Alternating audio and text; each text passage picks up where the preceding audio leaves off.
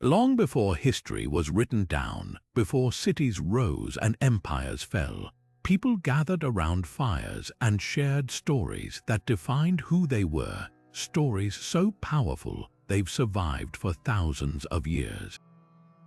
These weren't just tales to pass the time, they were the beating heart of entire civilizations, shaping how ancient Greeks saw justice in the eyes of the gods, how Norse warriors prepared for battle, how Egyptian priests understood the mysteries of life and death.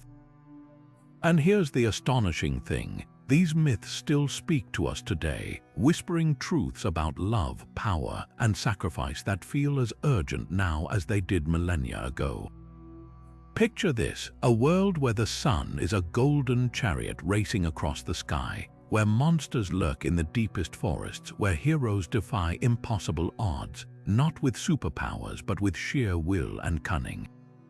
These stories weren't just entertainment, they were lessons, warnings, and dreams etched into the collective imagination of humanity. From the tragic fall of Icarus to the epic revenge of Medea, these myths hold up a mirror to our own lives, revealing timeless struggles with pride, ambition, and the consequences of our choices. Today, we're diving into 30 of the most unforgettable tales from ancient mythology, stories that have outlasted empires, inspired art and literature for centuries, and continue to grip us with their raw emotion and stunning twists.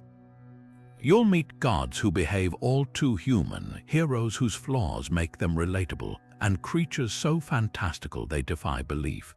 But more than that, you'll discover how these ancient narratives still shape the way we think, the stories we tell, even the way we understand our own world. So settle in, because this isn't just a journey into the past. It's a chance to see ourselves reflected in the myths that have endured against all odds as some of humanity's oldest and most enduring treasures.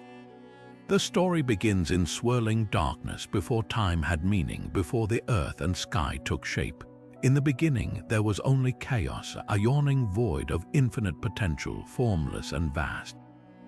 From this emptiness emerged Gaia, the earth itself, solid and unshakable, followed by Tartarus, the shadowy depths below, and Eros, the irresistible force of love and desire.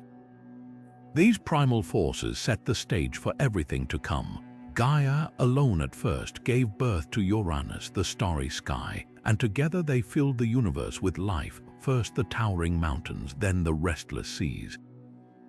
But their greatest creations were the Titans, 12 colossal beings of unimaginable power, each embodying the raw forces of nature. Oceanus ruled the endless waters, Hyperion blazed as the first sun, and Cronus, the youngest and cleverest, would one day reshape the world. Yet Uranus, fearing his children's strength, imprisoned them deep within Gaia's womb, buried in darkness. The earth goddess, writhing in pain, forged a sickle of adamant and whispered to her sons. Only Cronus dared to act. When Uranus descended to embrace Gaia once more, Cronus struck, severing his father's power and casting it into the sea. From those bloody waves rose Aphrodite, goddess of love, born from both violence and desire. This act of rebellion didn't bring peace, though. It unleashed an age of titans where Cronus ruled as king, swallowing his own children to prevent his downfall. But one infant, Zeus, hidden away by his mother Rhea, would grow to challenge him, setting the stage for a war that would shake the cosmos. The ancient Greeks didn't just see this as a thrilling tale, it was their answer to life's biggest questions. Why does the sky arch over the earth? Because Gaia and Uranus, once locked in eternal embrace, were torn apart by Cronus's betrayal. Why do storms rage? They're echoes of the Titans' battles. Even today, when we watch lightning split the sky or feel the ground tremble beneath our feet, we're witnessing the aftermath of these primordial struggles. Artists carved these scenes into temple walls, poets sang of them for generations, not just as entertainment, but as a way to make sense of a world that often felt as wild and untamable as the gods themselves. Zeus might have won the war against the Titans, but his rule was far from secure. The new king of the gods, seated high on Mount Olympus, watched over a world still shrouded in darkness, a world where humans shivered in caves, defenseless against the cold, starving without the means to cook their food. Fire, the divine spark that could change everything, belonged only to the gods, but one titan, Prometheus, looked down on these fragile beings with pity. Crafty and bold, he saw something Zeus refused to acknowledge: the potential of humanity. So he made a choice that would echo through eternity.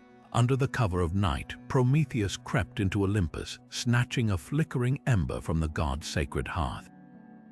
Some say he hid it in a hollow fennel stalk. Others claim he carried it in his own ribcage, the flames searing his flesh as he descended to earth.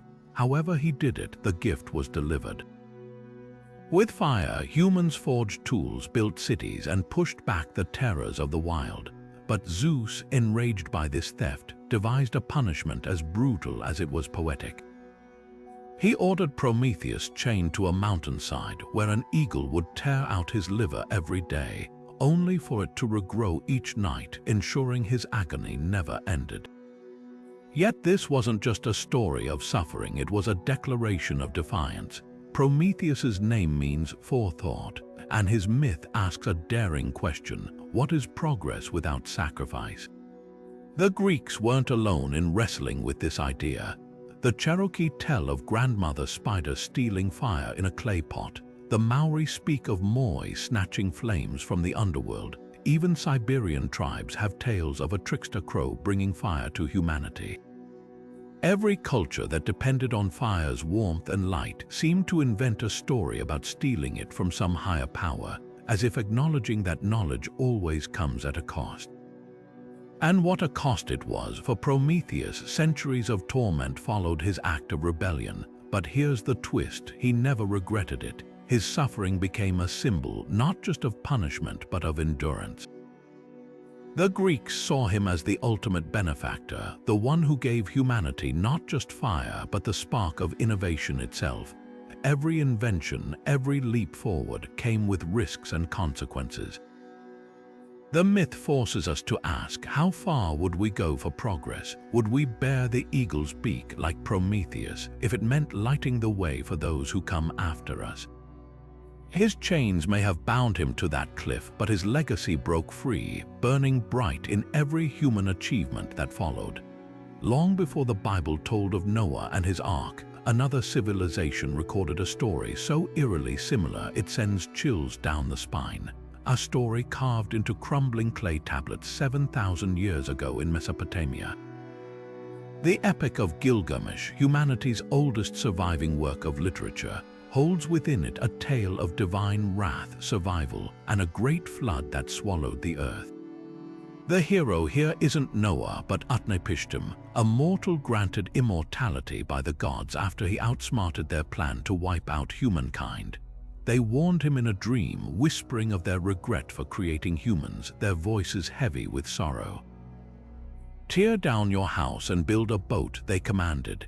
"Abandon wealth and save life." Utnapishtim obeyed, constructing a massive vessel not with gopher wood but with planks of timber sealed in bitumen. He loaded it not just with animals but with craftsmen, gold, and his entire family. Then the storm came. For 6 days and nights the winds howled like a dying beast, the waters rising until even the mountaintops vanished. When the tempest finally stilled, Utnapishtim released a dove, then a swallow, just as Noah would centuries later. The parallels are uncanny, right down to the boat resting on a mountain and the survivors offering sacrifices that pleased the gods. But why does this story echo across cultures, from the Aztecs to the Aboriginal Australians? Archaeology offers clues. Sediment cores from the Black Sea show a catastrophic flood around 7,600 years ago, when rising Mediterranean waters burst through the Bosporus, submerging vast settlements. Similar evidence exists in Mesopotamia, where layers of silt abruptly interrupt ancient city ruins, suggesting a deluge of biblical proportions. These weren't just tales, they were collective memories of real disasters passed down through generations, each culture reshaping the narrative to fit their own beliefs. The flood myth isn't just about destruction, it's about rebirth. In the Epic of Gilgamesh, the gods weep as they unleash the flood, grieving the very destruction they caused. In the Bible, Noah's survival signals God's covenant with humanity. For the Maya, the flood cleansed the world for a new age. These stories all grapple with the same questions. What does it mean to be worthy of survival? Why do the forces that create us also seek to destroy us? And perhaps most hauntingly, if the waters rose again, would we, like Utnapishtim or Noah, be chosen to begin anew? The answers aren't written in clay or scripture, but in how we remember and retell the warnings of the past. In the golden sands of Egypt, where the Nile's life-giving waters met the endless desert, a drama of betrayal, love, and resurrection unfolded, one so powerful it shaped an entire civilization's view of death and rebirth. Osiris, the wise and benevolent king, ruled with his queen and sister Isis, bringing order to the land, but his brother Set, consumed by jealousy, plotted a gruesome end. At a feast, Set unveiled a dazzling chest, promising it to whoever fit inside. When Osiris stepped in, Set slammed the lid shut, sealing him alive before hurling the chest into the Nile's treacherous currents. Isis, her heart shattered but her will unbroken, scoured the riverbanks until she found her husband's body, only for Set to steal it once more, tearing it into 14 pieces and scattering them across Egypt. Undeterred, Isis, with her sister Nephthys, gathered every fragment, using her magic to weave Osiris back together. But this wasn't just a resurrection, it was a transformation. Wrapped in linen, anointed with sacred oils, Osiris became the first mummy, the lord of the underworld, who would judge the souls of the dead. Their son, Horus, hidden away in the reeds to escape Set's wrath, grew to avenge his father, battling his uncle in a clash that shook the heavens. This wasn't just a myth to the Egyptians, it was the blueprint for their very existence. Pharaohs weren't just kings, they were the living Horus, destined to become Osiris in death. Tomb paintings show the god's green skin, symbolizing rebirth, his crook and flail crossed over his chest, the same pose in which every mummy was laid to rest. The Djed pillar, representing his spine, was raised in rituals to ensure the land's fertility, just as Isis's magic had pieced him back together. Even the Nile's annual flood was said to mirror her tears for Osiris, bringing life to the parched earth. The story cuts deeper than ritual, though. It's a tale of devotion so fierce it defies death itself. Isis, with her wings outstretched over Osiris's body, became the symbol of a wife's love, a mother's protection, and the unyielding power of magic. When Egyptians whispered her spells in the darkness of their tombs, they weren't just praying, they were stepping into her story, trusting that what worked for a god would guide them too. And perhaps that's why this myth endures. It doesn't just explain death. It promises that love, cunning, and sheer stubbornness can cheat it, if only for a moment. The echoes linger today, in every story where love conquers all, in every flicker of hope that what's broken can be made whole again. Hercules stood at the crossroads of destiny, his hands stained with the blood of his own family, a crime committed in a fit of madness sent by the goddess Hera. The oracle's words offered no comfort. To atone, he must endure 12 impossible tasks, each designed to break him. These weren't just feats of strength, they were trials of the soul, forcing the greatest of heroes to confront his own rage, pride, and humanity. The second labor, the slaying of the Lernaean Hydra, was a nightmare made flesh. Rising from the swamps, the beast had 9 heads, each exhaling venom so potent even its footprints could kill. When Hercules struck, severing one head, 2 more sprouted in its place. This wasn't just a battle, it was a twisted puzzle. With his nephew Iolaus at his side, Hercules adapted, searing each stump with fire to cauterize the wounds, then burying the final immortal head under a boulder. But here's the twist. Hera declared this labor invalid because Hercules had help. The lesson: even victory can be hollow if you don't follow the rules. Then came Cerberus, the 3-headed hound guarding the gates of the underworld. Unlike the Hydra, this task demanded more than brute force. Hercules descended into Hades itself, wrestling the beast not to kill it, but to drag it, alive and snarling, into the world of the living. The symbolism is staggering: a hero confronting death itself, not to conquer it, but to prove respect for its power before returning the creature to its post. What makes Hercules' story endure isn't just the monster fights, it's his flaws. His rage, which once destroyed his family, became controlled fury against the Nemean lion. His pride, which alienated allies, transformed into the determination to finish all 12 labors despite Hera's tricks. Modern heroes from Wolverine to Thor echo this arc: powerful but wounded, redeemed not by perfection but by persistence. The labors weren't just punishment, they were the forge that reshaped a broken man into a legend. Every time we root for an antihero or cheer a comeback, we're channeling Hercules' messy, painful, and ultimately triumphant journey. Deep beneath the palace of Knossos, in a maze so twisting even its builder could barely escape, lurked a horror unlike any other, half man, half bull, born from a queen's shame and a king's pride. The Minotaur wasn't just a monster, it was a living monument to broken vows and divine punishment.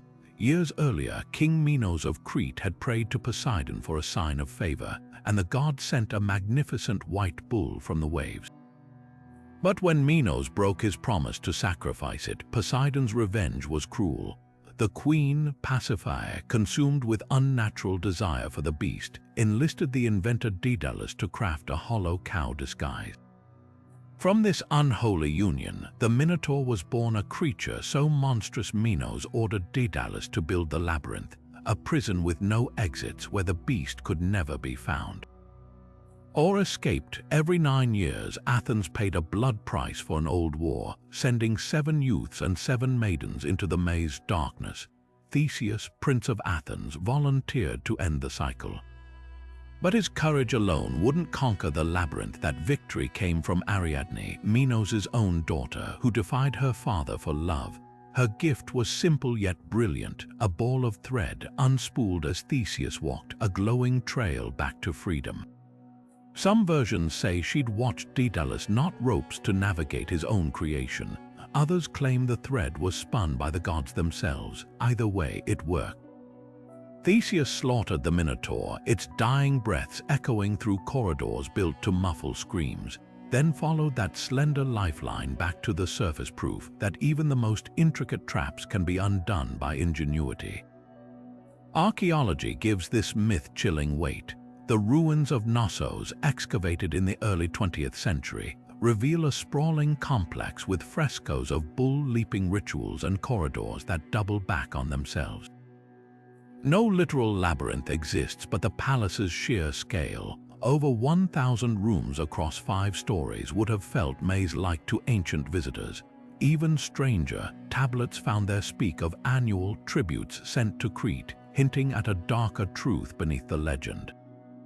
Could the Minotaur symbolize a real ritual sacrifice? Some scholars think so, pointing to evidence of bull worship cults and youth initiation rites involving dangerous trials. But the labyrinth's power goes deeper than history. Psychologists see it as a mirror for the human mind, the twisting paths of grief, trauma, or obsession we all must navigate. Daedalus, trapped later in his own creation with his son Icarus, knew the cruel irony: we build prisons for others only to find ourselves lost inside. Modern stories, from horror films to video games, still use labyrinths as metaphors for confronting inner demons. That thread Ariadne gave Theseus, its hope. It's the voice of someone who loves you saying, "Follow this back to me," when the world feels endless and dark. The myth endures not because of the monster at its center, but because we all know what it's like to face something monstrous and pray we'll find the way out. The wolves came first, Skirl and Hati, their ragged breath steaming in the frozen air as they finally caught the sun and moon between their jaws, plunging the world into eternal night. The roots of Yggdrasil, the great world tree, trembled as the monstrous serpent Jörmungandr released its tail from the ocean depths. poison dripping from its fangs as it dragged itself onto land. This wasn't just the end. This was Ragnarök, the twilight of the gods, where every oath would be broken, every blade shattered, and even Odin himself would face his destiny unarmed. High in Asgard, the Allfather sat silent in his hall. His ravens Hugin and Thor vanished, his spear Gungnir heavy in his hand. He knew what came next. The prophecy had been whispered for ages. The giant Surtur would march from Muspelheim with a flaming sword. The dead would sail from Hel's realm on a ship made of fingernails, and Loki, freed from his chains, would lead an army of monsters against the gods. Yet Odin didn't flee. He rode toward the battle, his golden cloak billowing, to face Fenrir, the wolf he'd once tried to bind with magic chains. The beast's jaws clamped around his throat, and as the sky burned, the greatest of the Aesir fell. But here's what makes Ragnarök unique among doomsday myths. It wasn't truly the end. The earth, scorched and drowned, eventually sank beneath the waves, only to rise again, fresh and green. Two humans, Lif and Lifthrasir, emerged from Yggdrasil's bark, their survival ensured because they'd hidden in its wood like seeds waiting for spring. Even the gods were reborn, their children inheriting a world free of old grudges. Compare this to Christianity's fiery Armageddon or the Mayan belief in cyclical destruction. The Vikings didn't just foresee annihilation, they baked hope into their apocalypse. Archaeologists find this resilience etched into Viking artifacts. A sword might bear runes reading, "Raise me in times of war," or "I will not surrender," but their graves also held seeds, as if death were just another voyage with provisions for the return trip. When winter gripped Scandinavia for months on end, when crops failed and ice choked the fjords, the Norse didn't just endure, they told stories of a world that would thaw again. Modern psychology calls this tragic optimism, the belief that suffering has meaning if it leads to renewal. The Vikings didn't fear Ragnarök, they saw it as the ultimate test of courage, where even doomed warriors could earn a seat in Valhalla by fighting with honor. Today, echoes of Ragnarök ripple through pop culture, from Marvel's Thor films to video games where protagonists face unwinnable battles. But the myth's real power lies in its brutal honesty. Some storms can't be weathered, some wars can't be won, but that doesn't mean you stop swinging your axe. When the Norse imagined the gods falling, they weren't surrendering to despair. They were reminding themselves that after the longest winter comes the light, that even in ruin, there's the faintest whisper of a world beginning again. For 10 long years, the walls of Troy had held strong against the greatest armies Greece could muster. The city's towering defenses, built by the gods themselves, seemed impregnable, until Odysseus, the craftiest of all the Greek leaders, dreamed up a scheme so audacious it would become synonymous with deception. His plan, not to break the walls but to slip past them in plain sight. A massive wooden horse, hollowed out to hide 20 of Greece's finest warriors, would be left on the shore as a gift to the Trojans while the rest of the army pretended to sail away. The horse's construction was a feat of both engineering and psychology. Built from fir planks by the artisan Epeius, its sheer scale, some accounts say it stood 30 feet tall, made it seem like an offering worthy of the gods. Every detail sold the lie. The Greeks carved prayers to Athena into its flanks, as if abandoning their hopes of victory. They even left behind Sinon, a cunning spy who spun a tale of divine wrath, convincing the Trojans that the horse was sacred and must be brought inside their walls. But the real masterstroke was exploiting Trojan pride. After years of siege, the city's rulers were desperate to believe they'd won. When the priest Laocoon warned, "I fear Greeks even bearing gifts," and hurled his spear into the horse's side, the god sent serpents to silence him, a chilling moment that sealed Troy's fate. Archaeology blurs the line between myth and history here. Excavations at Hisarlik, Turkey, reveal a city that matched Homer's description's layers of settlements, one violently destroyed around 1180 BC, just when the Trojan War supposedly occurred. Charred debris and arrowheads suggest a siege, but there's no physical evidence of a wooden horse. Some scholars propose the horse was a battering ram covered in wet horse hides to fireproof it, while others think it symbolized an earthquake god's destructive power. The Hittites, Troy's neighbors, wrote of a rebel named Alexandru, possibly Paris, and a conflict over a stolen woman, echoing Helen's abduction. Yet the horse's legacy isn't just about Troy's fall, it's about the dark side of ingenuity. Odysseus, celebrated as a hero elsewhere, here becomes a trickster who weaponizes trust. The Trojans, so often painted as victims, made a fatal mistake we still repeat today, believing what we desperately want to be true. Modern cybersecurity experts even coined the term Trojan horse for malware disguised as harmless software, proving some myths never fade, they just adapt. When the Greek warriors finally crept out under cover of night, flinging open the gates for their returning army, they didn't just destroy a city. They gave the world a cautionary tale about the vulnerabilities no walls can defend against, our own hunger for triumph, and the lies we're all too willing to swallow. High above the earth, where the moon's silver light spills across midnight waters, a lone rabbit toils at a task older than time itself. In East Asian folklore, this isn't just any creature. It's the jade rabbit, a celestial alchemist whose mortar and pestle echo through the stillness of space as it pounds the elixir of immortality. The legend begins with a test. The Buddha, disguised as a starving old man, wandered into a forest where three animals, a monkey, a fox, and a rabbit, offered him food. The monkey gathered fruit, the fox caught fish, but the rabbit, with nothing tangible to give, threw itself into the man's fire as an offering. Touched by its sacrifice, the Buddha placed the rabbit's image on the moon, where it would live forever, a symbol of selflessness shining down on humanity. This story isn't confined to one culture. In China, the rabbit pounds medicine for the moon goddess Chang, who drank an immortality potion and floated into the sky, a tale told during the Mid-Autumn Festival, when families share mooncake stamped with the rabbit's likeness. Japanese folklore calls it tsuki no yuzogi, needing mochai instead of elixirs, while Korean traditions speak of a rabbit creating daedeok, rice cakes that mirror the moon's shape. Even the Aztecs saw a rabbit in the lunar patches, believing the god Quetzalcoatl had placed it there after the creature offered itself as food during a famine. Across continents and eras, the moon's face became a canvas for humanity's hopes, fertility in Vietnam's rice paddies, healing in Tibetan medicine, even companionship for lonely lunar deities. But why a rabbit? The answer might lie in the way their silhouettes peer up during a full moon, ears erect like the pestle of a mortar, or perhaps it's their nocturnal nature linking them to the night's mysteries.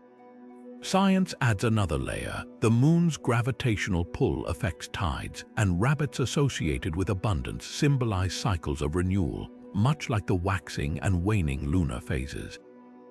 Modern astronauts have even spotted the rabbit in the moon's craters, proving some myths outlast technology. The jade rabbit's legacy isn't just in stories, it's in art, from ancient jade carvings to anime like Sailor Moon, where the rabbit goddess Yuzogi protects the solar system. When China's U-2 rover landed on the moon in 2013, its name honored this timeless myth, blending celestial exploration with cultural memory. The rabbit's lesson endures. Sometimes the greatest gifts aren't what we have, but what we're willing to give up. Every glance at the moon is a reminder of sacrifice, of renewal, of a small creature whose light still guides us, one rhythmic pound at a time. Not all heroes brandish swords or thunderbolts. Some wield nothing but cunning and 8 nimble legs. Meet Anansi, the trickster spider of Akan folklore, whose webs stretch across continents, spinning tales that have survived the brutal tides of history. His most famous heist, stealing the very stories that define the world from Niamh, the sky god. The deal was simple. Niamh would release his trove of wisdom, but only if Anansi could capture 4 impossible creatures: Osibo the leopard, Mmaburo the hornet, Anini the python, and Mmosha the fairy. A mortal would have faltered, but Anansi, he turned weaknesses into weapons. For a Sibo, he dug a pit, covering it with vines and whispering. They say even a leopard couldn't jump this gap. Pride, not strength, lured the beast into the trap. For Mmabro's swarm, he filled a gourd with water, pleading to the clouds, I must hide from the rain. When the hornets took shelter inside, he corked them in. Anini the python was tricked into stretching himself straight so Anansi could measure him against a branch, only to tie him up mid-boast. And Moshe, he carved a wooden doll, smeared it with sticky sap, and let her arrogance trap her own hands when she struck it for ignoring her. One by one, the impossible became inevitable. Niame, stunned, handed over his stories, but here's the twist: Anansi didn't hoard them. He let them scatter like seeds, ensuring every village, every child could claim them. This wasn't just a tale of cleverness, it was a rebellion against gatekeeping. Oral tradition became the lifeblood of the African diaspora, Anansi's stories surviving enslavement, hidden in folktales where Biara Rabbit played his American cousin. In the Caribbean, Anansi morphed into Aunt Nancy, whispering lessons through coded jokes. Even today, Ghana's Anan Sesame spider stories open with a call and response. We don't mean, we don't say. A ritual reminding listeners that stories belong to everyone. Archaeologists find echoes of Anansi in cave paintings and Ashanti gold weights, where spiders symbolize wisdom and resourcefulness. But his true legacy is adaptability. Unlike rigid European fairy tales, Anansi's stories shift with each telling. Sometimes he's a hero, sometimes a fool, teaching that truth isn't fixed but woven. Modern writers like Neil Gaiman and Marvel Comics have woven him into new myths, but the heart remains. Stories are power, and the cleverest thief isn't the one who keeps them, but the one who sets them free. From the ashes of its own demise, a burst of gold and crimson erupts, wings unfurling, feathers glowing with the intensity of a newborn sun. This is the phoenix, the firebird whose very existence defies death, rising again and again in an eternal cycle of renewal. Ancient Egyptians knew it as the Bennu, a heron-like creature perched atop sacred obelisks, its cry marking the dawn of creation. Associated with Ra, the sun god, it mirrored his daily journey, swallowed by darkness at sunset, only to blaze back to life at dawn. The Greeks, borrowing from Egyptian lore, named it Phoenix, meaning crimson, and wove it into their own myths. Herodotus wrote of a winged marvel visiting Heliopolis every 500 years, carrying its father's corpse encased in myrrh to the temple of the sun. But the phoenix wasn't just a symbol of solar cycles. Its rebirth became a metaphor for resilience, hope, and transformation. When flames consumed its aging body, the bird didn't perish, it purified, emerging youthful and radiant. Early Christians, seeking imagery to convey Christ's resurrection, adopted the phoenix. Medieval manuscripts depict it nestled beside crosses, its fiery wings mirroring the promise of eternal life. The Aberdeen Besheri, a 12th century illuminated text, describes the phoenix as proof that the Creator can restore what has been lost, a divine rebuttal to despair. Even alchemists revered it, seeing its cycle of destruction and renewal as the key to transmuting base metals into gold. The ultimate metamorphosis. The phoenix's legacy thrives in modern storytelling, from Dumbledore's loyal fox in Harry Potter to the rebel symbol in the Hunger Games. Yet its power lies not just in spectacle, but in the quiet truth it carries. Endings aren't final. Every culture that embraced the phoenix, from Chinese Feng Huang to Native American Thunderbirds, recognized that survival isn't about avoiding the fire but learning to rise from it.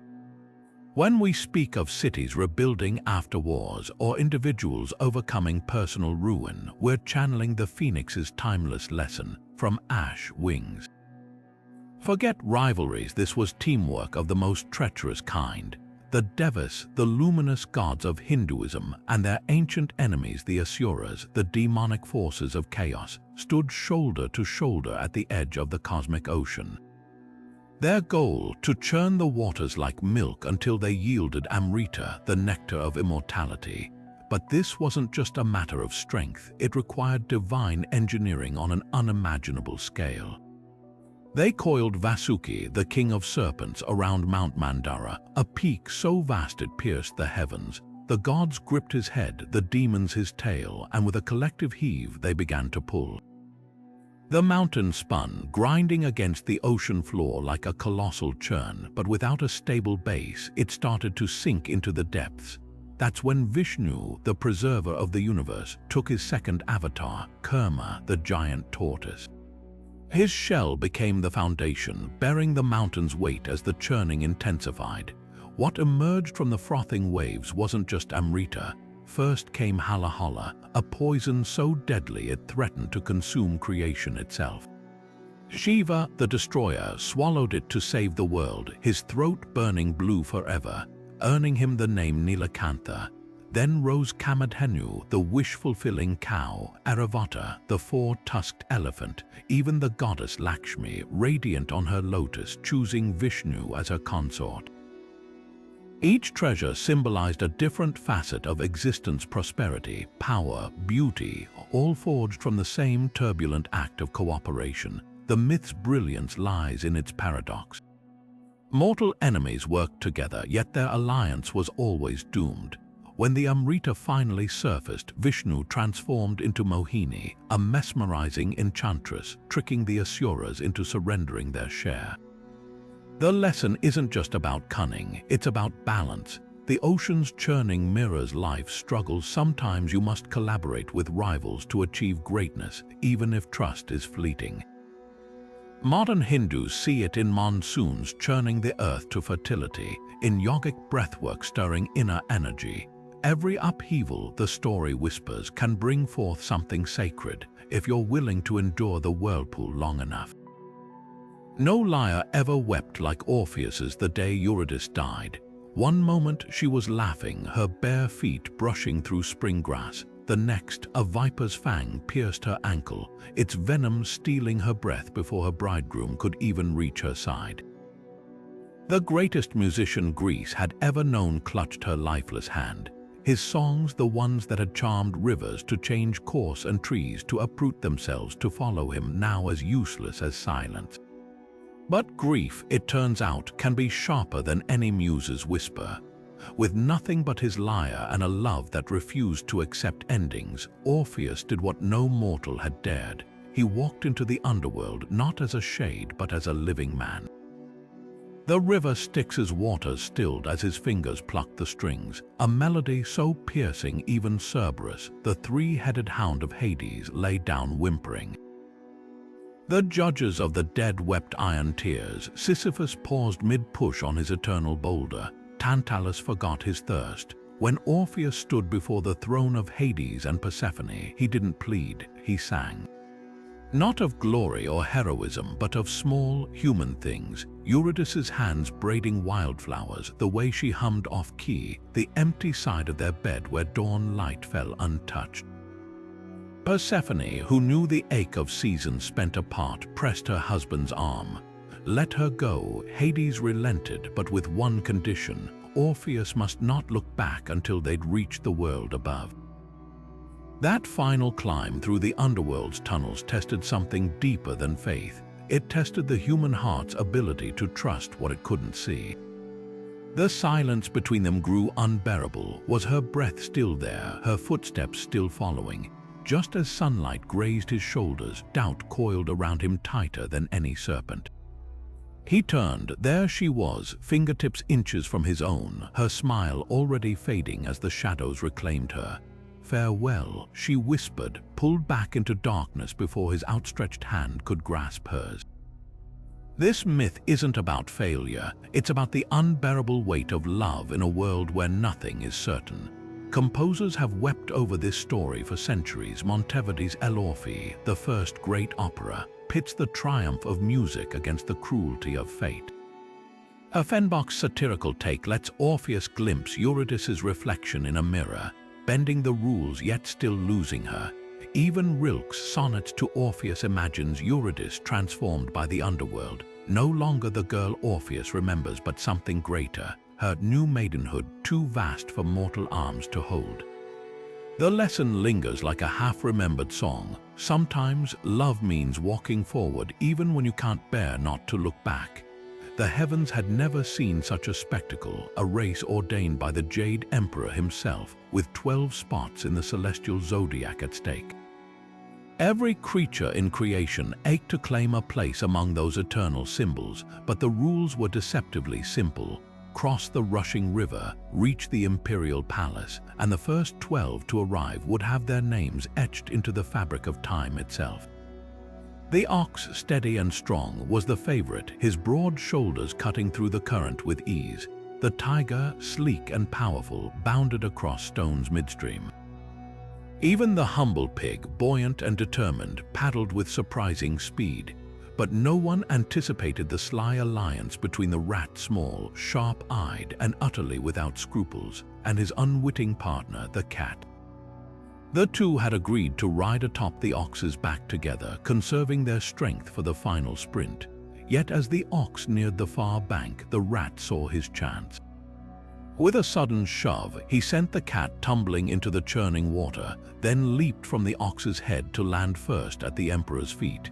That single act of betrayal won him the top position in the zodiac, condemned the cat to eternal hatred of water, and left the feline forever absent from the 12-year cycle, a grudge still evident in every hiss at bath time. The rabbit, too, played its part in legend. Lacking the strength to swim, it hopped across floating stones and logs, its final bound aided by a nudge from the dragon who, though it could have flown ahead in an instant, stopped to blow a gust of wind, helping others. This earned the dragon 5th place, proving that in the Jade Emperor's eyes, kindness outweighed raw power. Today, these animals aren't just symbols, they're woven into Lunar New Year celebrations. Families display paper cutouts of the zodiac winner for the year. Children receive red envelopes stamped with its image, and elders warn against acting like the rat when greed arises. The race also explains cultural quirks, why Vietnamese honor the cat instead of the rabbit, their ancient word for hare sounded like cat, or why the goat, sheep, and ram alternate in different regions' zodiacs. Beneath the festivity lies a deeper truth. The Jade Emperor's contest wasn't just about speed. It revealed character, who would cheat, who would help, and who would endure. Every new year, as fireworks light up the sky, we're reminded that the choices we make in the race of life define us far more than the finish line. The storm came out of nowhere, a wall of black waves and howling wind that ripped the sails to shreds and sent the crew scrambling. Captain Hendrik van der Decken screamed his defiance into the gale, swearing he'd round the Cape of Good Hope even if it took until Judgment Day. The heavens answered his blasphemy with a crash of lightning, and in that instant his ship, the Flying Dutchman, vanished from mortal sight, condemned to haunt the seas forever. For centuries, sailors have whispered of spotting the ghostly vessel, its tattered crimson sails glowing against the night. Its hull rotting yet somehow cutting through waves no living ship could survive. Some say its appearance foretells disaster, others claim it tries in vain to deliver letters to shores it can never reach. The legend crystallized in the early 1700s, but its roots run deeper into the ancient Norse fear of Draugr, the dead who sail in half-sunken longships, and the Celtic Ku Sith, phantom hounds whose howls warn of doom. What makes the Dutchman unique isn't just its curse, but its specificity. Unlike the Mary Celeste, found adrift with no crew, or the Kaluch of Chilean myth, a ghost ship manned by the drowned, its decks alive with music no living ear should hear, the Dutchman's horror lies in its futility. Van der Decken isn't just lost, he's trapped in an endless loop of near redemption, always one wave away from breaking the curse, always failing. Wagner's opera The Flying Dutchman turned this into a love story. The captain saved only if a woman pledges herself to him unto death, but the original legends offer no such mercy. Science offers eerie parallels. The ghost ship effect, where distant vessels appear to float above the horizon due to light refraction, fueled many sightings. The Cape's waters, where the Atlantic and Indian Oceans collide, still claim ships today with freak waves over 100 feet tall. Whether myth or mirage, the Dutchman endures because it embodies every sailor's deepest fear, to be forever close to home, yet eternally barred from rest. Even now, when radar pings an unidentified blip in empty seas, someone inevitably wonders, was that a trick of the light or the Dutchman still sailing into the teeth of the storm? Long before the first sunrise painted the Australian outback in gold, the world lay flat and featureless until the rainbow serpent awoke from its slumber beneath the earth. This wasn't just a creature, it was a force of creation itself, slithering across the barren land, its massive body carving rivers where it moved, its coils pushing up mountains where it rested. Wherever it traveled, life burst forth, waterholes sprang from its footprints, valleys deepened under its weight, and the first plants unfurled where its rainbow-scaled belly brushed the ground. For the Aboriginal peoples, the rainbow serpent wasn't merely a myth. It was the original lawmaker, the architect of boundaries both physical and moral. In the Dreamtime, the sacred era when ancestral spirits shaped the world, it taught the tribes which lands could be hunted and which were forbidden, where to find water in the driest seasons, and how to live in harmony with every living thing. Break these laws and the serpent's wrath was swift. In one story, two brothers ignored its warnings and hunted a sacred kangaroo, only for the earth to split open beneath them, swallowing their camp into a whirlpool that still churns today. The serpent's presence lingers in Aboriginal art, its sinuous form painted in ochre on bark or etched into rock for tens of thousands of years. These artworks aren't just decorations, they're maps and moral codes showing where the serpent's power runs deep. Cross-hatched patterns mimic its glittering scales, while concentric circles mark the waterholes it created. Even today, elders point to the swirling colors of a rainbow after a storm and whisper that it's the serpent moving between worlds, reminding the living of their promises to the land. What makes this myth endure isn't just its vivid imagery, it's the profound connection between storytelling and survival. The serpent's rivers are real, the waterholes it shaped still sustain life in the harshest droughts. When wildfires scorch the bush, Aboriginal firekeepers follow the ancient paths the serpent laid down, using controlled burns to protect sacred sites. Scientists now recognize these practices as some of the most effective land management systems in history, honed over 65,000 years. The rainbow serpent didn't just build the world, it taught humanity how to keep it alive. Modern Australia still feels its influence. The serpent's name graces environmental initiatives, its likeness inspires public art, and its stories anchor land rights movements. When mining companies threaten sacred sites, protesters invoke its legacy, arguing that to destroy these places isn't just theft, it's a breaking of the oldest contract between humans and the earth. The serpent's lesson is clear: the land isn't ours to own. It's a gift, and with every gift comes a responsibility to listen, to remember, and to tread lightly on the paths it carved for us. The wax was still warm when Daedalus pressed the final feather into place, his fingers trembling not from fatigue but from dread. These weren't just wings, they were a father's desperation made tangible, each quill plucked from seabirds and secured with beeswax until the contraptions mimicked the gulls that wheeled overhead. His son Icarus, barely more than a boy, shifted impatiently beside him, already stretching his arms through the harness straps. The labyrinth shadow stretched long across Crete, but the real prison wasn't stone, it was Minos' wrath, his ships blocking every harbor.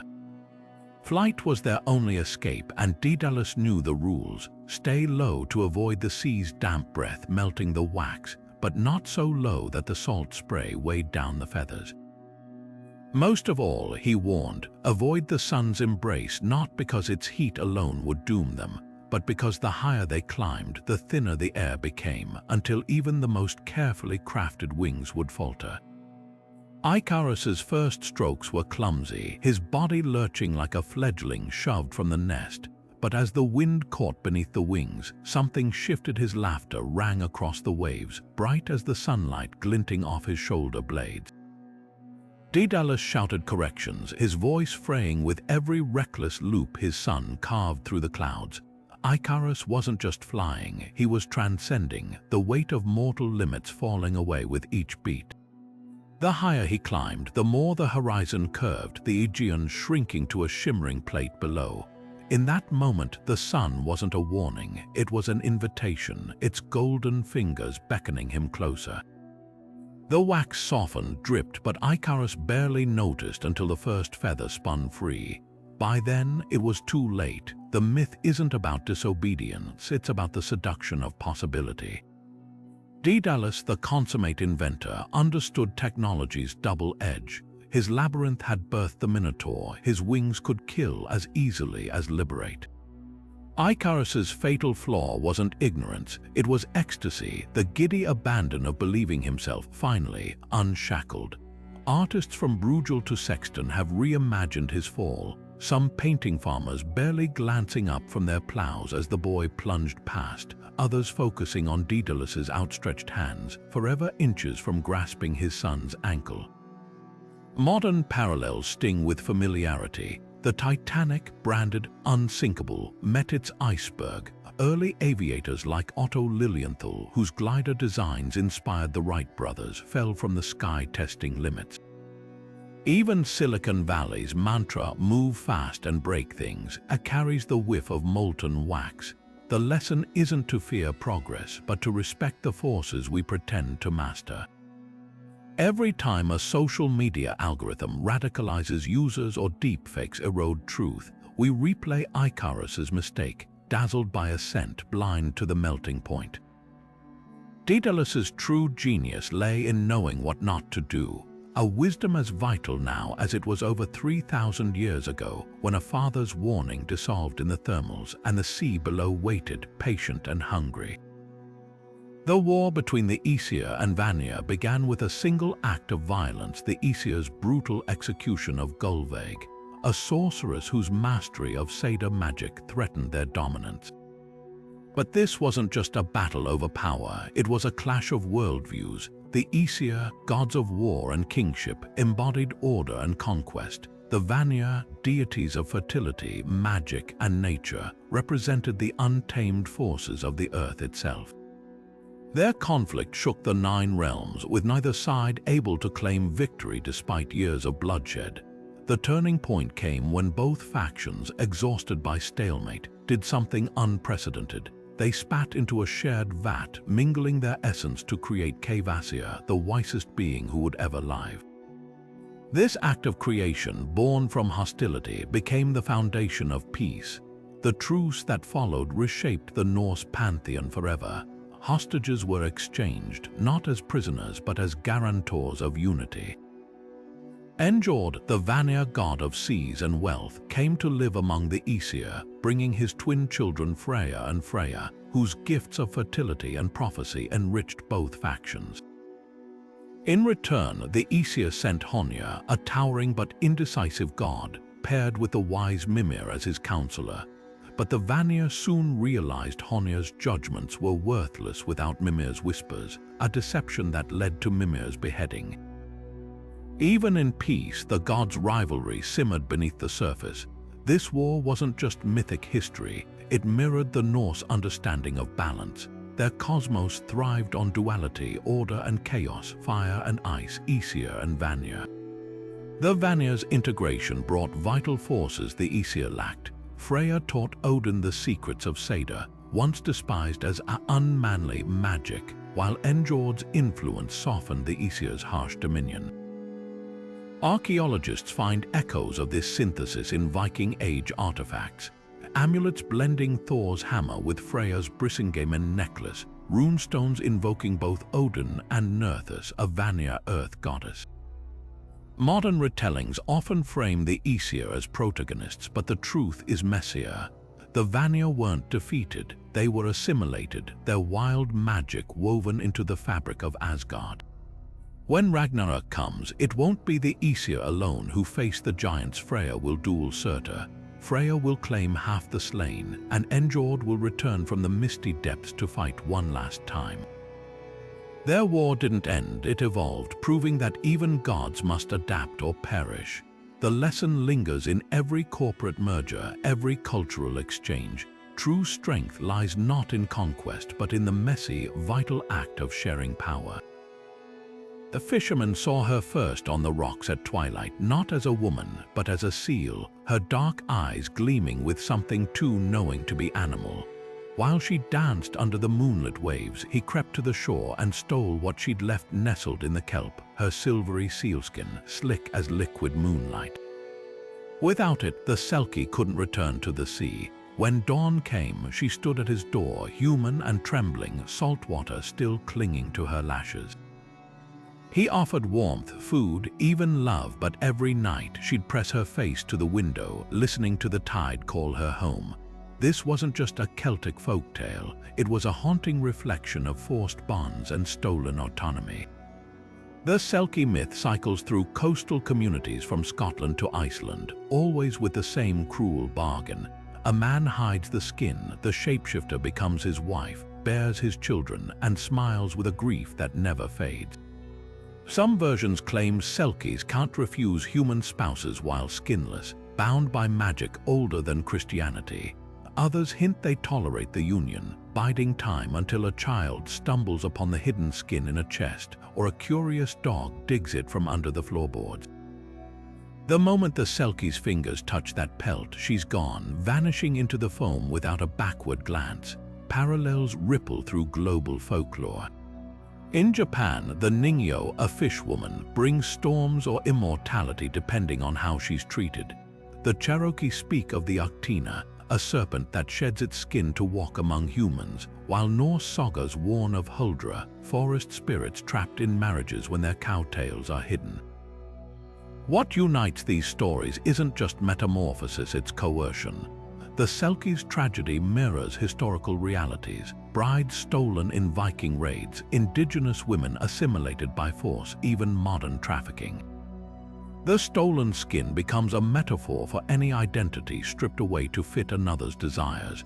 Yet there's a defiance in these tales. Selkies never resign themselves. They wait years if needed for the chance to reclaim what was taken. When they dive back into the waves, it's not just an escape, it's a reckoning. Fishermen in the stories often drown chasing them, their nets dragging them under like stones. The message is clear: love built on theft isn't love at all, and no cage, however gilded, can hold a wild heart forever. Today, the Selkie resurfaces in feminist retellings and environmental allegories, a reminder that some bonds, like the ocean's pull, can't be broken by human hand. Zeus's revenge was cold, calculated, and wrapped in the guise of a wedding gift. When the Titan Prometheus stole fire for humanity, the king of the gods needed a punishment that would cut deeper than chains on a mountainside. He needed to strike at the very heart of mortal existence. Enter Pandora, the first woman crafted by Hephaestus's hands, adorned with gifts from every deity: Aphrodite's grace, Athena's wisdom, Hermes' cunning. But beneath the gilded surface lay a trap, a sealed jar later mistranslated as a box placed in her care with one whispered command: never open it. What happened next depends on who tells the tale. Some say curiosity undid her, that the same spark Prometheus gave humanity made Pandora ache to know what secrets the jar held. Others argue it was sabotage. Hermes, the trickster, might have planted the compulsion in her mind. When the lid finally lifted, nightmares poured forth like smoke: sickness, greed, jealousy, every affliction that now haunts the human condition. By the time Pandora slammed it shut, only one thing remained inside: hope. But here's where the myth twists. Early versions, like Hesiod's, paint Pandora as the root of all suffering, calling her beautiful evil. Yet newer interpretations ask, was she truly the villain or just a pawn in Zeus's game? The jar wasn't hers, it belonged to the gods. Its evils predated her existence.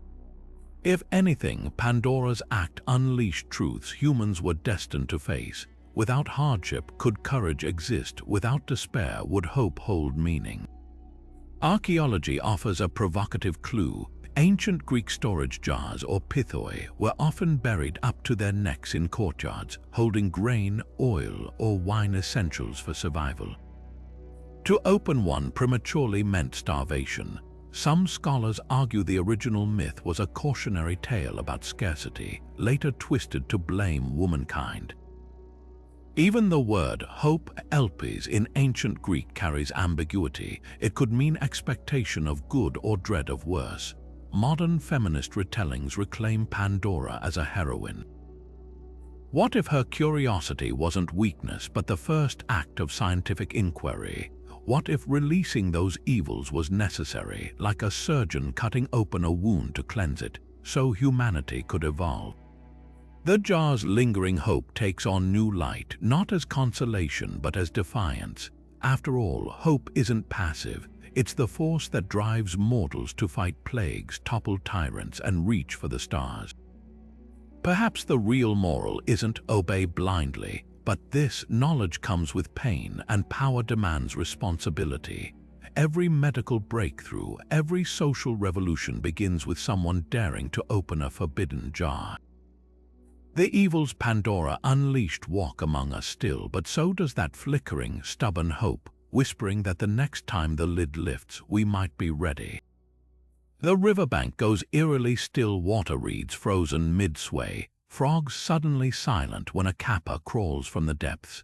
This isn't just any monster, it's a paradoxical blend of courtly etiquette and primal savagery. A creature whose bowl-shaped skull holds both deadly strength and an obsession so peculiar it's become legend: cucumbers. In Japanese folklore, the kappa's green-skinned, child-sized frame hides terrifying power, from dismembering cattle to drowning swimmers, yet its most famous weakness: an inability to resist the crisp crunch of a cucumber, especially if inscribed with a name and tossed into its watery domain. Edo period woodblock prints capture this duality perfectly. In one, a kappa bows deeply to a samurai, its webbed hands pressed together in perfect ray, the formal Japanese salute, while another shows it gleefully devouring cucumbers offered by terrified villagers. These weren't just fanciful illustrations, they reflected real beliefs. Parents warned children carrying cucumbers near rivers to beware, as the scent might lure a kappa's slick fingers. Yet farmers also carved family names into cucumbers as protective offerings, a bargain struck with the creatures to spare their fields or livestock. Modern Japan hasn't forgotten its cucumber-crazed imps. Studio Ghibli's Princess Mononoke features a kappa among its forest spirits, its skull dish conspicuously empty. Tokyo's Kappabashi district, named for these river demons, sells plastic food samples including impeccable cucumber replicas to restaurants, a playful nod to the myth. Even convenience stores stock kappa maki, sushi rolls wrapped in cucumber, said to be named after the creature's favorite snack. But here's the twist: the kappa's politeness isn't just quirks, it's a survival tactic. Their infamous bow forces them to spill water from their cranial dish, sapping their strength until refilled. Clever humans could exploit this, bowing repeatedly to immobilize them. Some tales even describe kappa teaching humans bone-setting techniques or irrigation secrets in exchange for cucumbers, proof that even monsters understand reciprocity.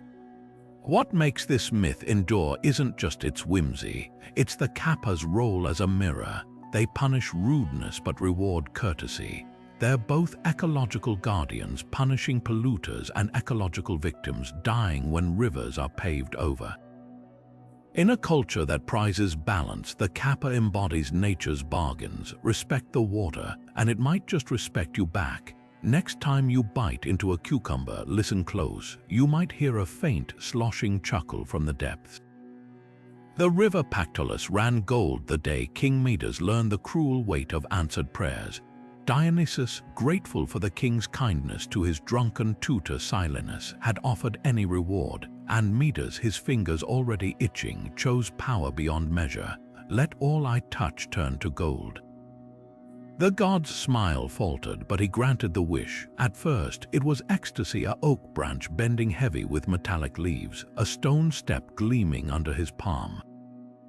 Then came breakfast. The bread hardened in his grip, the wine solidified in his throat like molten ore. His daughter, running to embrace him, stiffened mid-laugh into a lifeless statue, her curls frozen in perfect guilt spirals. Ovid's version lingers on these horrors, not just the starvation and isolation, but the grotesque beauty of it all. Roses, their petals rigid and cold, still carried the scent of decay beneath their golden shells.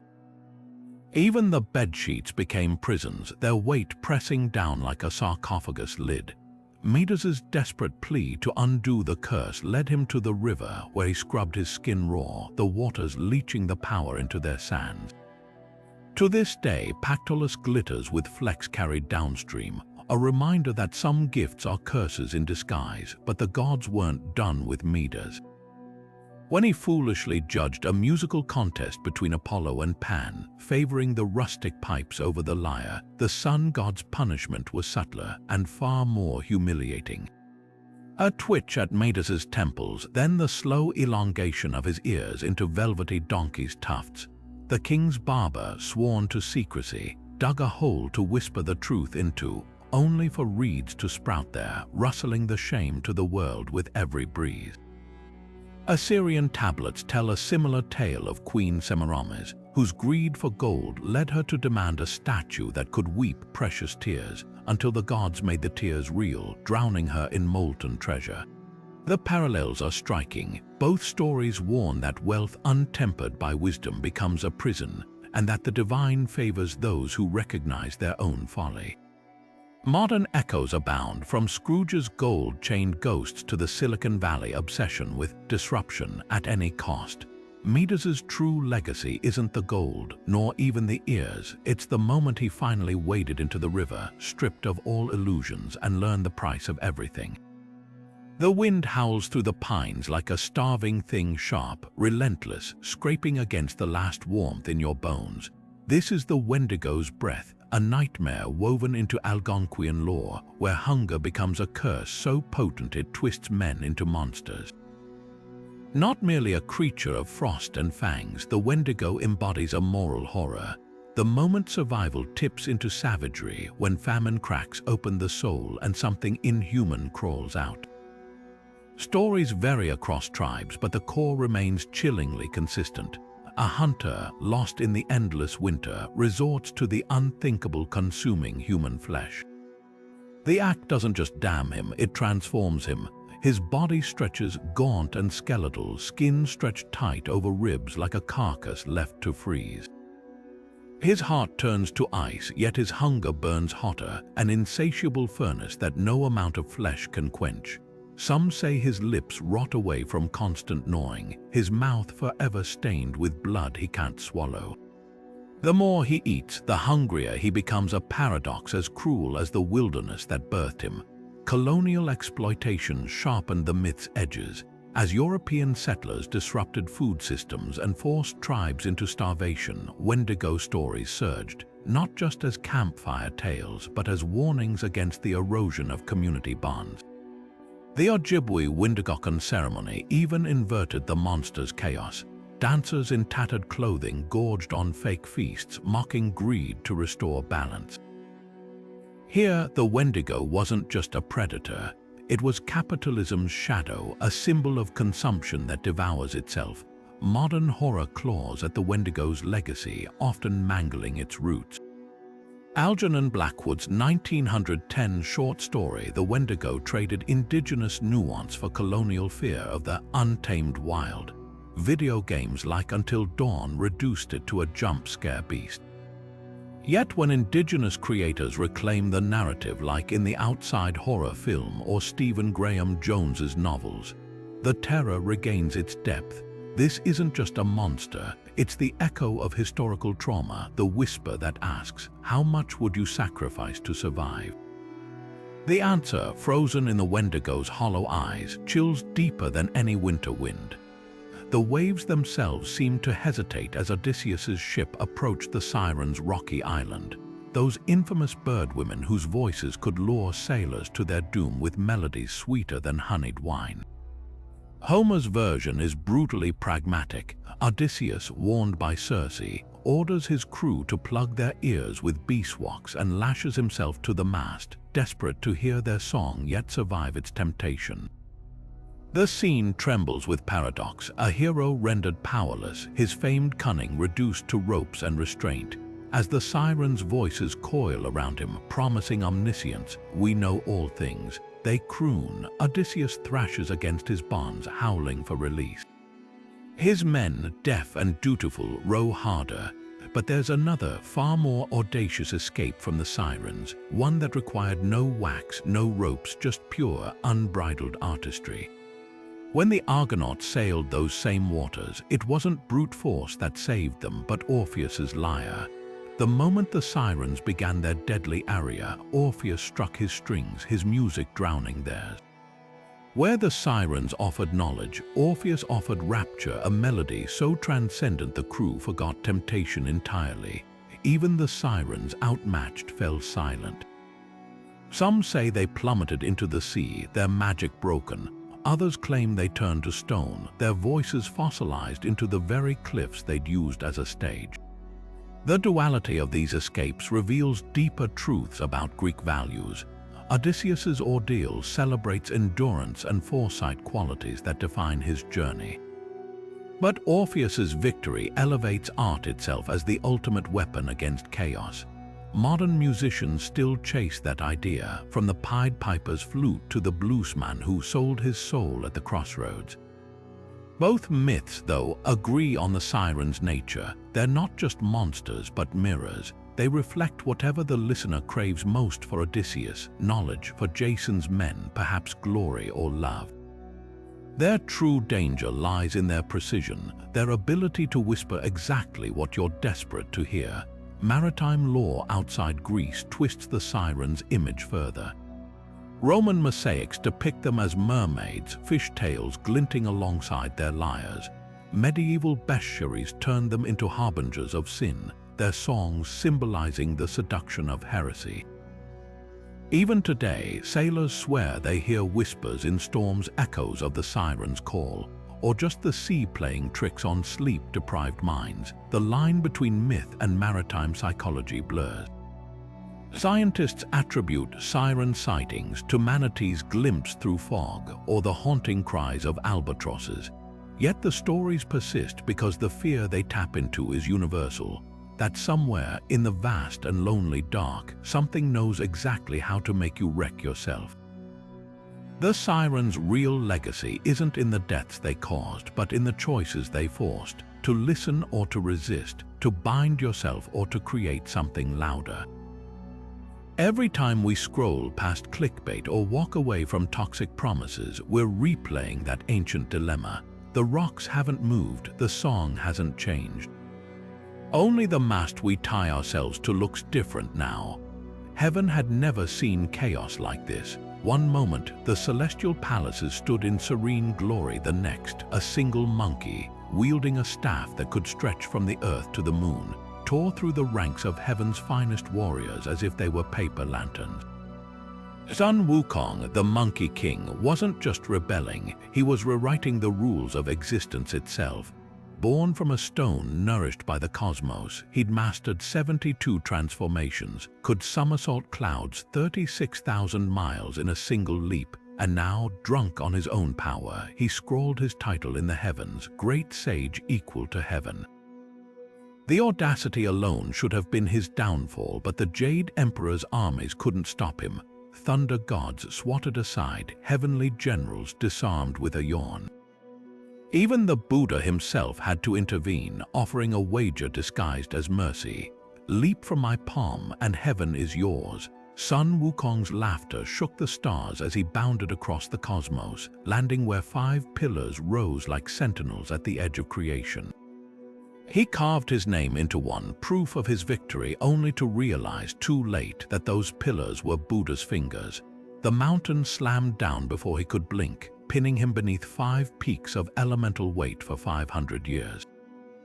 Yet even imprisonment couldn't break his spirit. When the monk Tang Sanzang sought a protector for his pilgrimage to retrieve sacred scriptures, the mountain cracked open, not to free a repentant prisoner but to unleash a legend. The staff Sun Wukong wielded, Rui Jingu Bang, was more than a weapon, it was a relic of cosmic imbalance. Originally a pillar measuring the depths of the Milky Way, it obeyed his every whim, shrinking to needle size to tuck behind his ear or expanding to crush armies. Its magic mirrored his nature, boundless, defiant, impossible to contain.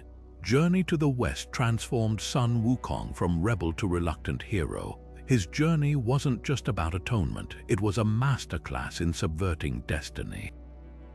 Every demon fought, every trick played, even his golden head, band, a gift from Guanyin that tightened with a chant taming his wildness, became part of his paradoxical legacy, the immortal who couldn't outrun enlightenment.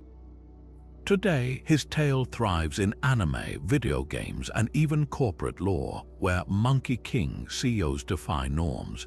But the real magic lies in his refusal to be anything but unapologetically, gloriously himself, even when heaven itself said otherwise. Thunder cracks like the snapping of marrow bones as the Valkyries ride, their winged helmets slicing through storm clouds thicker than blood. These are no mere mythic figures, they are Odin's chosen, the Allfather's personal enforcers of fate, whose task is not to spare the dying, but to decide which among them are worthy of the ultimate honor, a seat in Valhalla.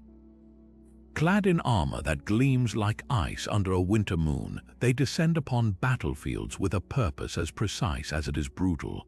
Their spears don't kill, they curate. The Norse didn't just imagine these women as passive collectors of the dead. The Valkyries were warriors in their own right, their names echoing their ferocity. Hilda meaning battle, Gurndal, wand wielder, Skirgul, shaker. Their selection process wasn't random. They watched for the berserkers who laughed as they swung their axes, the shield wall holdouts who stood firm even as their ribs shattered, the cunning tacticians who turned certain defeat into pyrrhic victory. To die well in Norse belief was an art, and the Valkyries were its critics. Wagner's opera Die Walküre immortalized their charge in Ride of the Valkyries, but the composer's romanticized vision, brassy horns, and soaring sopranos masks the darker truth. Viking Age runestones depict them far more grimly.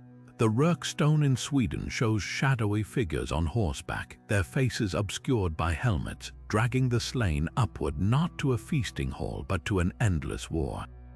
Every dawn in Valhalla, the chosen warriors rise to hack each other apart in practice for Ragnarök. Every night, their wounds heal so they can feast on mead and boar. The Valkyries don't offer rest, they recruit soldiers for doomsday. Archaeology adds chilling context. Graves of high-status Viking women often contain weapons alongside weaving tools, blurring the lines between domesticity and death. The Birka warrior grave, once assumed male until DNA analysis revealed otherwise, held a sword, shields, and 2 sacrificed horses, echoing descriptions of Valkyries leading steeds across the sky. Was the Valkyrie myth inspired by real shield maidens, or did it shape them as generations of women aspired to the archetype? What's often overlooked is the Valkyrie's agency. In the poetic Edda, the Valkyrie Sigurdrifa disobeys Odin, sparing a king he'd marked for death. As punishment, he pricks her with a sleep thorn and curses her to marry. Her response, she carves runes of protection onto her rescuer's skin, turning him invincible, a subversion of the passive bride trope.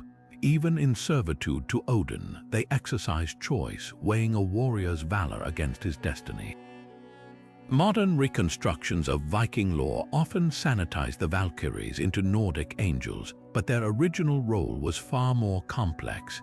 They weren't just psychopomps, they were psychologists probing the minds of the dying for that crucial spark, the refusal to yield. In an era where death was constant, their myth forced a confrontation with its meaning, not an end but an audition. Every sword swing, every parry was a performance for an audience of one, a woman on a horse, her fingers already reaching for your soul. The next time you hear Wagner's triumphant leitmotif, listen closer. Beneath the fanfare, there's the whisper of wings and the crunch of snow under hooves, a reminder that glory is never given. It's seized in the last ragged breath before the Valkyrie's shadow falls across you. The wind carries whispers where the desert meets the mesa, low, guttural sounds that don't quite match the howl of a wolf or the scream of a hawk. In Navajo tradition, these are the warning signs of something far older and darker, the Yi-Noldlushii, skinwalkers who wear the hides of beasts like second skins, twisting the sacred bond between human and animal into something monstrous. These aren't just boogeymen, they're witches who have crossed the ultimate line, gaining unnatural powers by violating the deepest taboos, sometimes even killing family members to complete their transformation. Unlike European werewolf myths where curses spread through bites, skinwalkers choose their path, a conscious decision to trade humanity for predatory magic.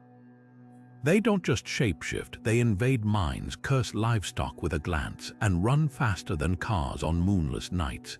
The most chilling detail: to become one, you must first destroy what you love most. Some stories speak of medicine men gone rogue, their knowledge of healing spells inverted to harm. Others tell of ordinary people lured by envy or rage into ceremonies where the lines between human and animal, sacred and profane, dissolve into nightmare. Cultural context is crucial here. The Navajo rarely speak of skinwalkers openly, not out of fear but respect. Discussing them invites attention, and some traditions forbid even uttering the name after dark.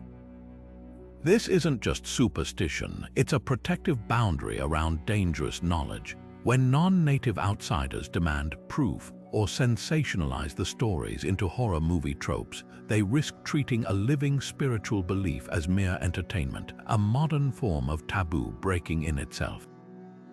Modern encounters keep the legend alive. Ranchers near the Four Corners swear they've seen coyotes moving on two legs, their eyes too intelligent, their paws too nimble for any natural beast.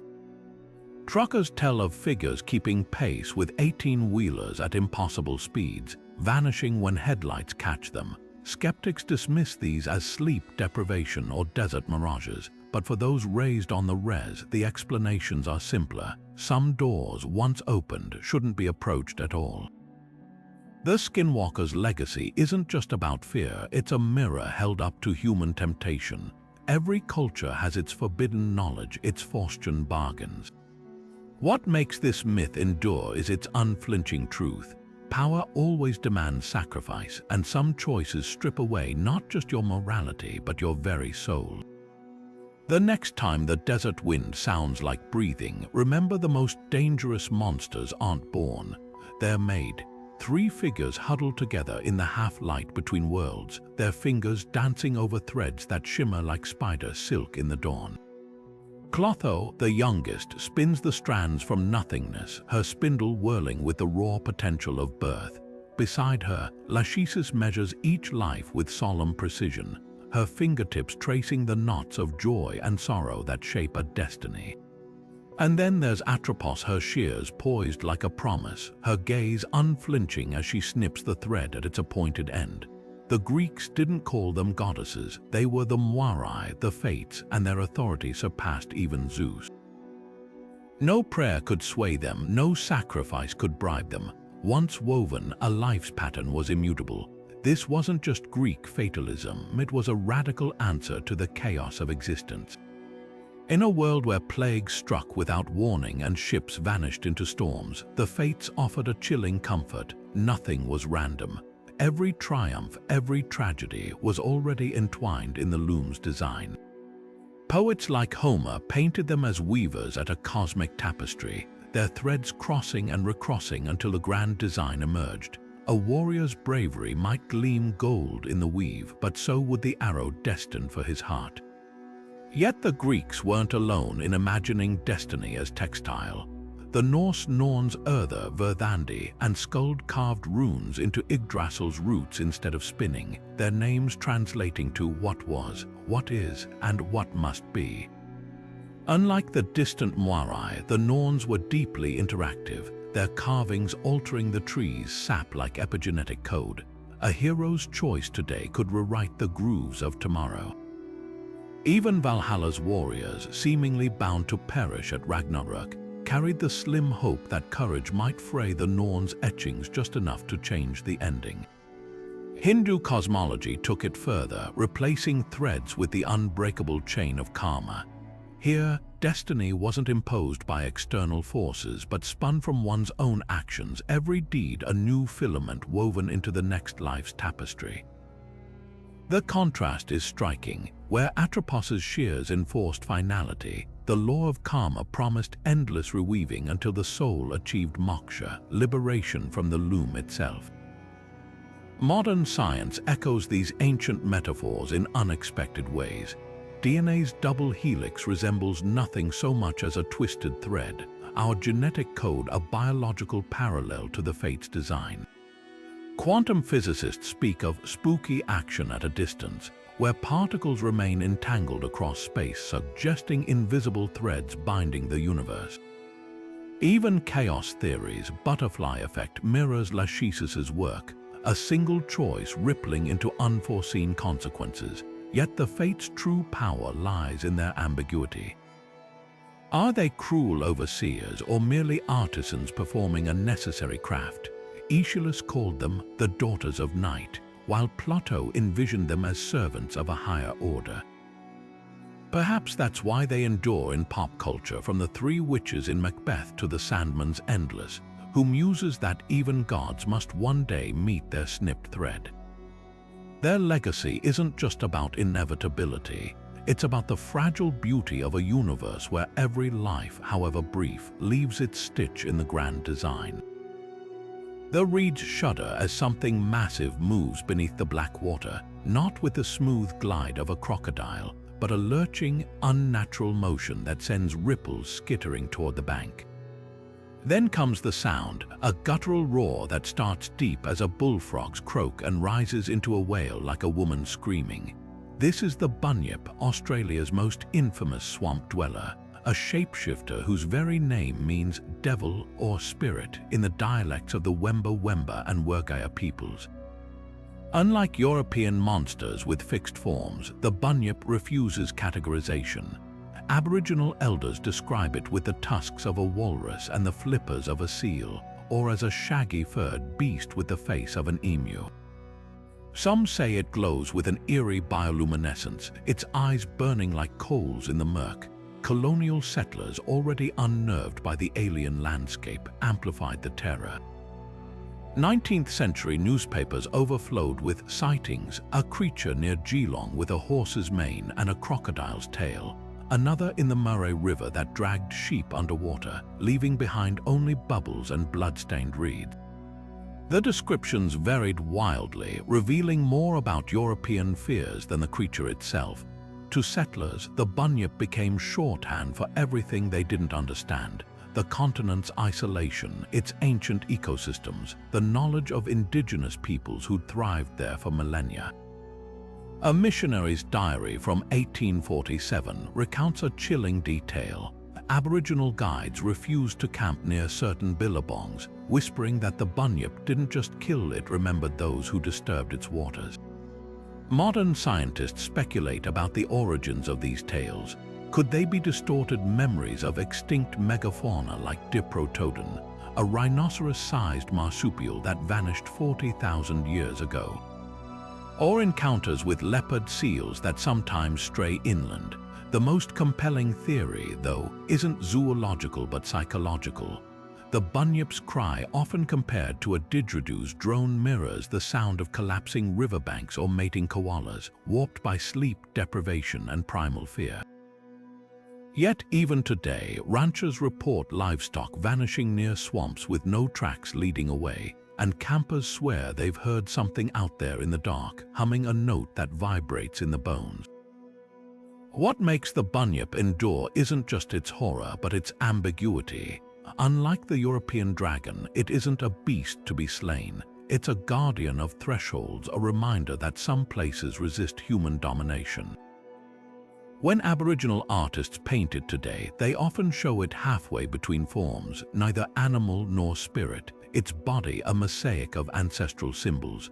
The lesson lingers: not all mysteries yield to flashlights or fossil records. Sometimes the water stays dark, the reeds keep whispering, and the bunyip's cry remains just beyond translation. The Greeks spun tales of a tribe so fierce even their greatest heroes trembled: women who lopped off their right breasts to draw bows more easily, who raised their daughters on horseback with spears instead of spinning wheels, who outmaneuvered Athens itself in battle. These were the Amazons, the legendary warrior women who haunted the edges of Greek maps like a recurring nightmare. But how much of their myth was rooted in reality? Look closely at Athenian vase paintings from the 6th century BC, and the Amazonomachy, the epic battles between Greeks and Amazons, comes alive in startling detail. On a crater now in the Louvre, Theseus wrestles an Amazon queen, her muscular frame barely contained by a tunic hitched high for combat. Another vase shows Achilles driving his spear through Penthesilea's throat, their eyes locking in a moment Homer called the recognition, the heartbreaking instant the hero falls in love with the enemy he's just slain. These weren't just artistic fantasies, they were psychological confrontations. By depicting Amazons as both terrifying and desirable, the Greeks grappled with their deepest anxieties about gender, power, and the barbarian cultures beyond their borders. Yet archaeology suggests the Amazons weren't pure invention. Greek historian Herodotus described the Sarmatians, nomadic tribes near the Black Sea where women rode, hunted, and fought alongside men. Recent excavations of Scythian burial mounds from Ukraine to Kazakhstan confirm this. Graves of high-status women buried with iron swords, quivers full of arrows, and even golden battle headdresses. One burial in Armenia held a woman with a hip deformation from lifelong horseback riding, her skeletal fingers still clutching a dagger. DNA analysis of other graves revealed something even more astonishing. Up to 37% of Scythian warriors were female, their bones bearing the same battle scars as their male counterparts. The Greeks likely encountered these tribes during Black Sea trade expeditions, spinning their observations into myth. But why turn real warrior women into man-hating monsters? The answer lies in Greek societal fears. Athenian women were confined to the home, forbidden from politics or warfare. The idea of autonomous women wielding power threatened the patriarchy's foundation. By depicting Amazons as ultimately defeated, whether by Hercules stealing Queen Hippolyta's girdle or Theseus abducting Antiope, Greek myths reassured themselves that the natural order would prevail. Modern scholarship flips this narrative. Dr. Adrian Mayer's research tracks how Scythian women inspired not just Amazon myths, but also the real-life warrior queens of Persia and Caucasia. The Nart sagas of the Caucasus speak of female warriors called Amazon, while Persian texts mention Queen Tomaris, who decimated Cyrus the Great's army. Even the name Amazon may derive from the Iranian Hamazon, meaning warrior. Far from being man-killers, these women were part of egalitarian steppe cultures where skill, not gender, dictated roles. The Amazons' legacy endures precisely because they exist in that liminal space between history and myth. From Wonder Woman's The Masira to the Dora Milaje of Black Panther, they've become symbols of female strength unbound by male rule. Yet the truth is even more compelling. Real women once rode across the steppes, their bows singing the same song of freedom that still echoes in their mythologized sisters' battle cries. The Greeks may have framed them as monsters, but history reveals pioneers who refused to be confined by society, by graves, or by the pages of someone else's story. From the primordial chaos of Greek creation myths to the haunting whispers of the bunyip in Australian swamps, these 30 tales reveal something extraordinary, not just about the cultures that birthed them, but about humanity itself. Whether it's Prometheus defying the gods for fire, Anansi weaving wisdom from trickery, or the Valkyries choosing who's worthy of Valhalla, these stories circle the same timeless questions. What does it mean to be human? Where do we draw the line between ambition and hubris, love and obsession, survival and savagery? The sheer diversity of these myths is staggering. Celestial rabbits pounding elixirs on the moon, serpentine creators carving rivers across deserts, spider gods stealing stories to share with the world, yet they all resonate because they tackle universal struggles. The Inuit Sedna's betrayal by her father mirrors the Greek Persephone's descent, both explaining natural cycles through personal tragedy. Midas's golden curse and the Wendigo's insatiable hunger both warn that some gifts are curses in disguise. Even the rainbow serpent's laws of balance find echoes in Loki's chaotic schemes disrupting Norse order before Ragnarök resets the world. What's remarkable isn't just how these tales shaped ancient worldviews, but how they still shape us. Modern psychology sees Icarus in every reckless innovator, the Minotaur's labyrinth in every mental health struggle, Orpheus's glance backward in every toxic relationship we can't quit. These myths endure because they're more than escapism, they're mirrors held up to our best and worst impulses. Now we'd love to hear from you which myth lingered in your thoughts long after the story ended. Was it the heartbreaking devotion of Isis piecing Osiris back together, or the Monkey King's defiant laughter as heaven itself tried to tame him? Drop your favorites in the comments, and if you're craving more deep dives like this, hit subscribe. The past is packed with stories this powerful, and we're just getting started unraveling them. Until next time, keep questioning, keep wondering, and remember, every civilization's monsters and heroes are just fragments of the same endless story we're all still writing.